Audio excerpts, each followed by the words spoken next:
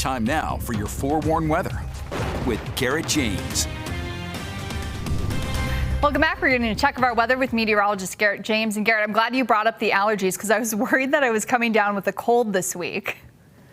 Oh no, definitely not a cold this week, just some allergies. Courtney, I've been having some horrible allergies myself. Ragweed down here in St. George, it is higher than the pressure that we're about to be seeing. Take a look, high pressure off the west coast right now. Still seeing these low pressure systems just to our north. Those are going to be working their way just a little bit further to the east. However, that high pressure, it basically just stays in control. But notice it just kind of hovers over the west coast, but low pressure. I mentioned it yesterday. I noticed this little trough in the computer model is trying to throw maybe a very weak low pressure system our way. I really don't think it's going to do much in the way of changing temperatures or even providing the potential for any wet weather, just maybe a quick little pressure change. But high pressure, it's going to mainly be staying in control here over the next week. However, we are keeping our eyes out to the west coast for maybe our next storm system, which could maybe be arriving maybe by the middle of next week. However, a lot's going to change now and then, so you'll want to make sure that you're staying up to date with the forecast. Take a look at the allergy map with me. Like Courtney and I mentioned, we are feeling it. The pollen counts are high all across the state. There's no hiding it, and honestly, I wish I could hide from it at this point. My nose has been on fire, it feels like. If you're in northern Utah, trees, main pollinators right now, it's mainly the elms, junipers, and sycamores.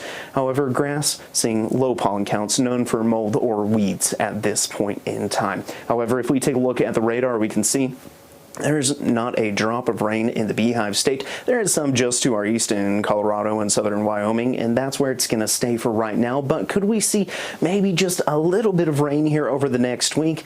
Well, it's not very likely at this point in time. Maybe a quick little hit or miss shower, but I'd consider yourself lucky on Friday. Then Saturday we can see precipitation just to our east. However, I anticipate that we're going to be staying dry, and you could see maybe a couple little specks by early next week, but I really anticipate that we're staying dry here over the next 7 days, and this computer model is even going to change between now and then, so we'll just have to keep you up to date. But as of right now, both 7 days looking dry at this point in time. Temperatures out there right now, it looks dry out there. 54 Ogden, 58 in Salt Lake City, 57 Provo, 70 Milford, 82 St. George, 69 Cedar City, 73 Hanksville, Moab, 69 in Blanding, 75 in Green River, but lows tonight shows the 30s for the northern portion of the state. But take a look at St. George and Kanab in the 50s and 40s. Highs tomorrow show the 50s in northern Utah. However, southern Utah, St. George pushing the mid 80s once again. Here's a look at your 7-day forecast for the Wasatch Front. We can see temperatures